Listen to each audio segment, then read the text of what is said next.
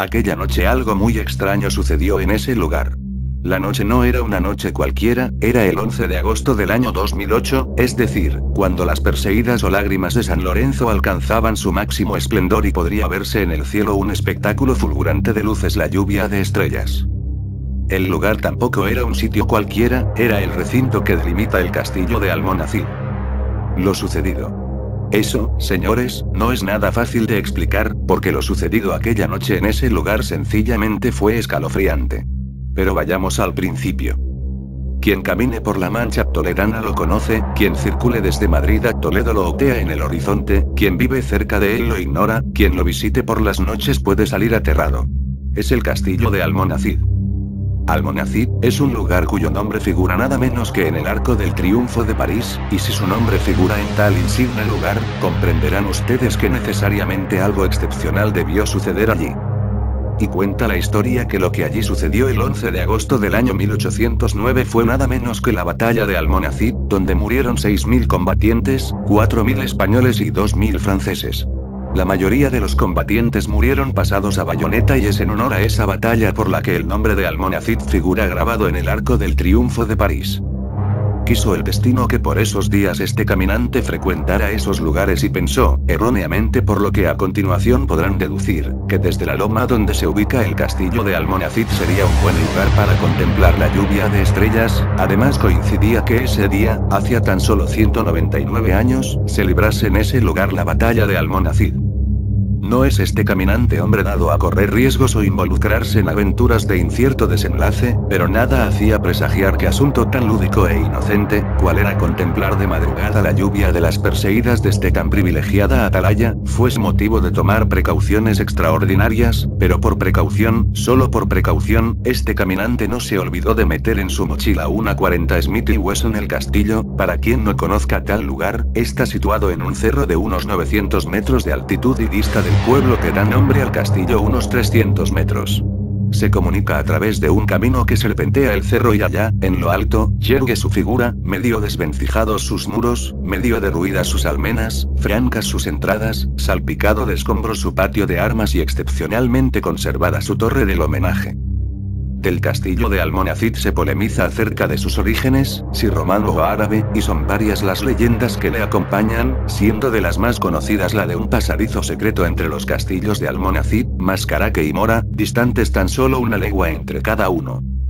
En el interior del recinto se encuentran los huecos de 3 aljibes, uno de planta circular y pequeño y otros 2 alargados y profundos, con bóvedas y tallados en roca viva, y que no hacen sino alimentar la leyenda del pasadizo subterráneo entre los 3 castillos. Aunque para leyenda curiosa y sugerente la que hace referencia a una ventana en el muro de la torre, con una ingeniosa construcción con derrame hacia el interior, permitiendo la entrada de la luz, pero haciendo imposible el ataque. La leyenda asevera que fue mandada construir por una princesa mora que se marchitaba si le faltaba la luz solar, y que consiguió aunar la seguridad ante un ataque y la luminosidad de aquel, su recinto. Como saben quienes antes hayan disfrutado del fulgurante espectáculo de las perseguidas, este se produce sobre la madrugada, de modo que coloqué la colchoneta y estera y tendí mi saco contra la torre del homenaje. Eran más o menos las 12 de la noche y me dispuse a descabezar un placentero sueño antes que mi despertador me avisase que la lluvia de estrellas estaba lista para salir a su encuentro.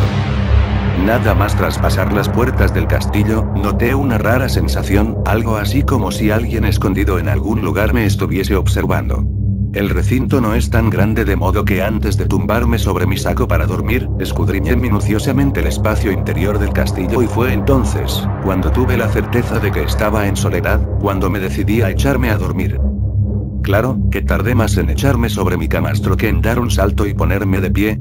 Alguien, justo detrás de la torre del homenaje, me advertía: Cristiano, Cristiano, no te duermas, Cristiano. La voz era inconfundiblemente de mujer joven, de mujer angustiada, y el mensaje era esclarecedor: no te duermas.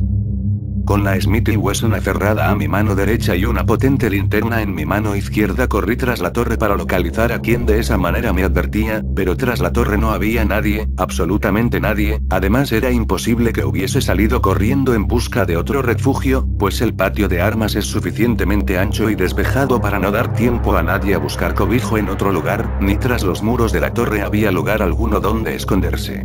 ese lugar carece de recovecos. Por más vueltas que le di, por más conjeturas que hice, no pude descifrar el misterio de aquella enigmática voz que de tal manera me advertía. Estuve valorando por unos momentos marcharme del lugar, pero deseché la idea porque quizás no sea un valiente, pero desde luego lo que no soy es un asustadizo que se acobarda a la primera de cambio. Volví hacia mi lugar de acampada y esta vez, en lugar de acostarme me senté, aunque eso sí, con las orejas bien abiertas y la Smith & Wesson bien aferrada a mi mano. No volví a escuchar la voz de la mujer, pero nuevamente tuve la sensación de que alguien estaba vigilándome desde muy cerca. No podría decirles exactamente qué me hacía sospechar que alguien más estaba en ese sitio, pero créanme si les afirmo, sin lugar a dudas, que en ese momento alguien más estaba compartiendo mi tiempo y mi espacio. Por momentos tuve la sensación que alguien estaba delante de mí respirando y mirándome fijamente a los ojos, pero todo era inútil, la linterna no reflejaba nada y además la luna estaba en cuarto creciente y la estancia estaba lo suficiente iluminada para que nadie pudiese pasar inadvertido por falta de luz. Pero alguien, inequívocamente, estaba delante de mí. Por primera vez en la noche noté que las fuerzas me abandonaban, se me puso la carne de gallina y el corazón se me desbocaba. Traté de recuperarme, me puse en pie y comencé a dar vueltas por el entorno, aunque todo inútil no había nadie. Me llamó la atención uno de los aljibes tallados sobre la roca, enfoqué la luz de la linterna hacia el foso y esta vez, sin el menor atisbo de duda alguna, escuché unas voces que salían del interior del aljibe. Sarracenos, sarracenos, sarracenos era la voz de un hombre que, sobresaltado, alertaba desde el interior la presencia de sarracenos en el lugar, pero allí no había nadie excepto yo mismo y a la vista estaba que no era precisamente un sarraceno. Esta vez no me temblaron ni las piernas ni las manos, apunté mi pistola y disparé sin contemplaciones hacia el interior del aljibe.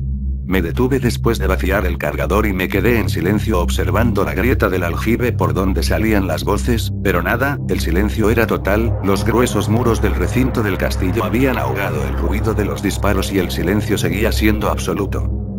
Volví a recargar con cartuchos la pistola y esta vez hice algo diferente. Agarré la pistola, alargué el brazo al frente y giré sobre mí mismo una vuelta de 360 grados, apuntando pero sin disparar. Me volví a quedar en silencio y la sensación de que alguien más estaba a muy escasa distancia me hizo tomar la decisión. Comencé nuevamente a girar sobre mí mismo, aunque esta vez descargando la pistola y disparando al frente. Cuando hube completado la vuelta y la pistola estaba descargada nuevamente volví a escuchar la voz de una mujer joven, aunque me pareció a mí que no era la misma voz de la primera vez. Esta vez la voz era dulce y melodiosa y no me advertía de nada, sencillamente estaba cantando una canción que hacía mención a una princesa, la princesa Aixa, que como algunos recordarán fue la madre de Boabdil. Había vaciado 2 veces el cargador de mi pistola, la noche era calma, la luna iluminaba el recinto, el olor a salitre, carbón y azufre lo inundaba todo, la pólvora se masticaba. Encaminé mis pasos hacia la mochila y recargué la pistola a la vez que metía en el bolsillo un nuevo cargador de repuesto. Decidido, absolutamente decidido, me dirigí tras el muro de la torre del homenaje desde donde alguien estaba cantando una canción a la princesa Aixa.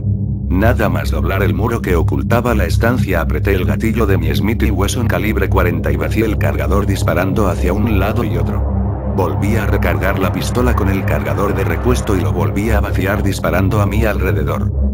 Conseguí acallar a la mujer que cantaba, conseguí que el olor a pólvora se mantuviese, conseguí quedarme sin munición, había venido a ver la lluvia de estrellas, no a una guerra de sombras, pero lo que no conseguí fue que desapareciera la sensación de estar con más gente en el recinto del castillo. Me había quedado sin munición y estaba como al principio alguien me acechaba. Miré hacia la puerta del castillo y tuve que hacer esfuerzos para evitarla. Miré hacia mi mochila y mi saco de dormir y tuve que hacer esfuerzos para superar el miedo y regresar al campamento. Me acosté y en una especie de duermevela conseguí por fin conciliar el sueño. No puedo asegurarles el tiempo que permanecí dormido, pero nuevamente una voz me despertó súbitamente, aunque esta vez no me advertía, esta vez era un grito desgarrador. Cristiano, Cristiano. Alarmado por los gritos abrí los ojos y me quedé aterrado, una cimitarra empuñada por una mano enguantada se desplomaba sobre mi garganta. Apenas tuve tiempo de echarme a rodar y por milésimas pude evitar que me rebanara la cabeza. Sentí una especie de zumbido cortando el aire, sentí el olor del frío acero cerca, muy cerca de mi gaznate, sentí correr sobre mi pescuezo un hilillo viscoso que goteaba sobre mi pecho. Eché mano a la garganta y la saqué ensangrentada. Habían conseguido hacerme un corte, pero no parecía excesivamente grave. No podría asegurarles cómo conseguí llegar a la puerta de salida de aquel castillo, porque las piernas apenas me sujetaban. No podría decirles a ciencia cierta cómo conseguí llegar a mi coche, que lo tenía aparcado a más de 100 metros del castillo, pero lo que sí les puedo decir es que arranqué el motor y no paré hasta que varias horas después el coche se quedó en medio de la carretera, seco de combustible. Ah. Las perseguidas, hablábamos de las perseguidas. No puedo decirles qué ocurrió esa madrugada con las perseguidas.